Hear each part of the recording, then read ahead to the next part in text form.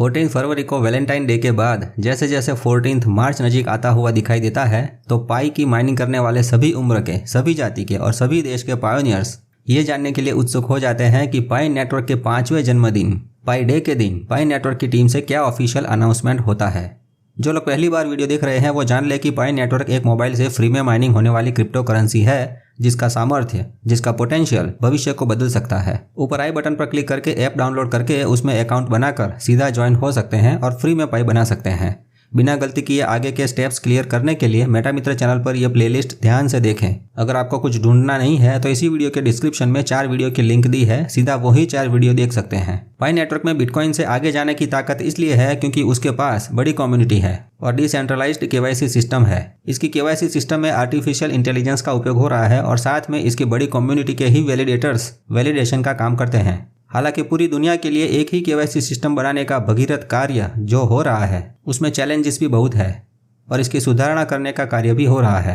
Project के विकास के दूसरे कामों में भी पाई की टीम की लगन, मेहनत और समर्पण दिखाई देता है। पायोनियरों में उम्मीद है कि क्या कुछ अपडेट हुआ, ये जानने के लिए यूट्यूब पर पाई के वीडियोस भी हर रोज देखते हैं। आइए देखते हैं क्या क्या हो रहा है इस पाई नेटवर्क में पाई के लिए और पाई के पायोनियर्स के लिए।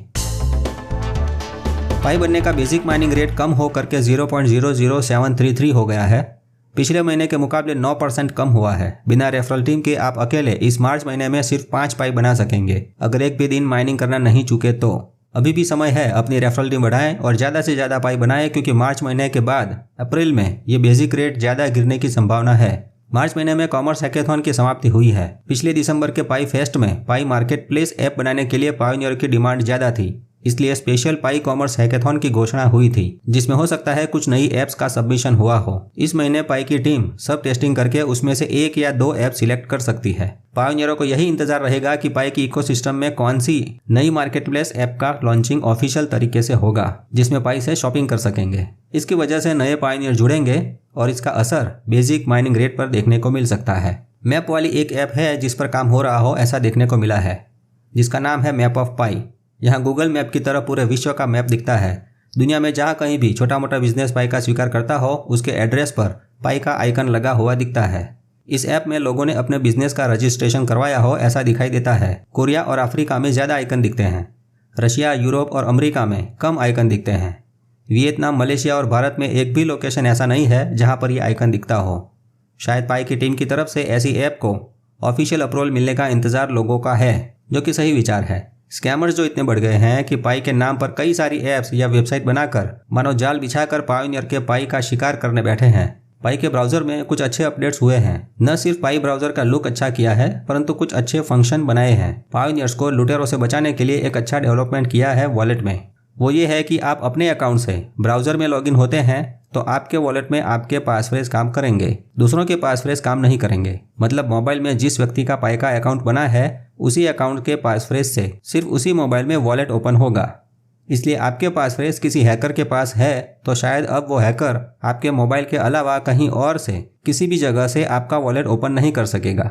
इस नए सिक्योरिटी फीचर को हमने चेक किया है। आप भी एक बार चेक करके कमेंट में ज़रूर बताना कि ये फीचर काम कर रहा है या नहीं। परंतु ये चेकिंग ध्यान से करें, अपने पासफ्रेज किसी को देना नहीं है। अपने घर में अपने फैमिली के मेंबर का पासफ्रेज अपने मोबाइल में एंटर करके इस बात की पुष्टि खुद कर सकते हैं। अगर ये फीचर सच में काम कर रहा है तो जिसका भी पासफ्रेज किसी हैकर के पास है उनको चिंता करने की जरूरत नहीं रहेगी क्योंकि आपके मोबाइल फ़ोन के सिवाय कहीं और वो पासफ्रेज नहीं चलेंगे। तो चेकिंग करके कमेंट में ज़रूर बताएं ताकि दूसरों को इसका अपडेट मिल सके।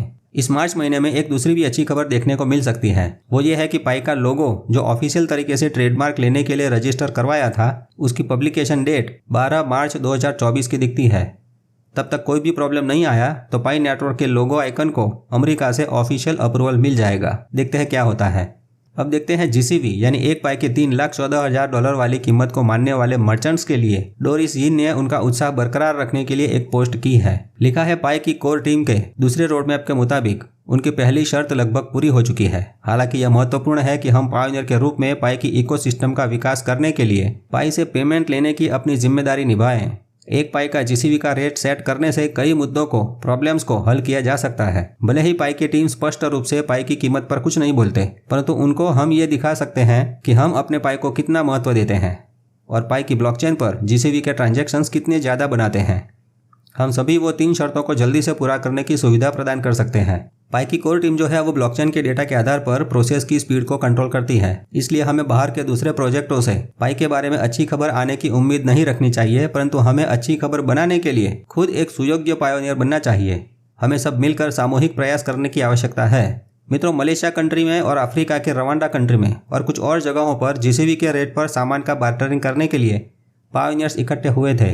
यह उनकी झलक के वीडियो लास्ट में देखेंगे। अभी सबसे महत्वपूर्ण अपडेट जो पाई की मुख्य स्क्रीन पर दिखाई दिया है उसको पढ़ते हैं। पहला ही वाक्य मस्त लिखा है, पाई नेटवर्क क्रिप्टो करेंसी क्रांति में सबसे आगे है। वाह! ये सिर्फ बड़ी कम्युनिटी की मोबाइल माइनिंग ऐप नहीं है, परंतु अपने इकोसिस्टम में पाई का प्रैक्टिकल उपयोग करने हेतु कुछ ठोस चीजें बनाने के लिए प्रतिबद्ध है। पाई नेटवर्क ने मोबाइल माइनिंग के एक सरल फिर भी शक्तिशाली और अपरंपरागत आविष्कार किया है। इस प्रकार ये नया कुछ करता हुआ लोगों को क्रिप्टो करेंसी तक पहुंचाने का बीड़ा उठाया है। 47 मिलियन से अधिक एक्टिव पायोनियर्स का समुदाय बढ़ता गया। दुनिया भर के लोग अपनी आर्थिक परिस्थितियों और नॉलेज के लिमिटेशन के बावजूद सही मायने में क्रिप्टो के मालिक कैसे बन सकते हैं और क्रिप्टो करेंसी वास्तव में रोजमर्रा के लोगों के जीवन में सकारात्मक बदलाव कैसे ला सकती है। क्रिप्टो करेंसी का उपयोग व्यापार और फाइनेंस सिस्टम के अलावा दूसरी जगहों पर किस लिए किया जा सकता है, तो इसके लिए पाई नेटवर्क ने क्रिप्टो का उपयोग करने के कई नए तरीके बनाए हैं। फायरसाइड फोरम ऐप में पाई का उपयोग, चैट ऐप में स्टेक्ड डीएम की सुविधा, अपने आसपास में गुड्स और सर्विसेज लेने हेतु वॉलेट बनाया और उसमें QR कोड का फीचर दिया। KYC एप्लीकेशन में वैलिडेशन कार्य के लिए पाई का उपयोग और हैकेथॉन की ऐप्स तो हाजिर है ही। ऐप्स कई मायनों में हमारे जीवन को समृद्ध बनाती हैं। पाई को सिर्फ ये ऐप्स में ही उपयोग नहीं करना है, इसका दायरा भी बढ़ाना है। पाई के प्लेटफॉर्म के स्तर पर भी उसके उपयोगिता बनाने की पर्याप्त गुंजाइश है, यानी बहुत कुछ नया इनोवेटिव बन सकता है, क्योंकि पाई में उसकी ताकत, उसकी शक्ति, ये 3-4 पॉइंट्स है जिससे पाई बाकी सभी क्रिप्टो से अलग हो जाता है। जैसे कि कम्युनिटी की साइज बहुत बड़ी है और पायोनियरों का एंगेजमेंट भी सबसे ज़्यादा है। दूसरी ताकत है हमारा सामूहिक ध्यान, हम सबका एक जगह पर, एक समय पर और एक ही चीज़ पर ध्यान होना। ये एक विशेषता पाई में है, किसी भी दूसरे क्रिप्टो में वो बात नहीं। तीसरी ताकत जो है वो है हमारी डिजिटल पहचान जो सत्यापित है, यानी कि हम सभी मनुष्य गण हैं और वेरीफाइड है। तो ये बात एक ताकत इसलिए है क्योंकि फ्यूचर में AI और रोबोट्स बढ़ जाएंगे।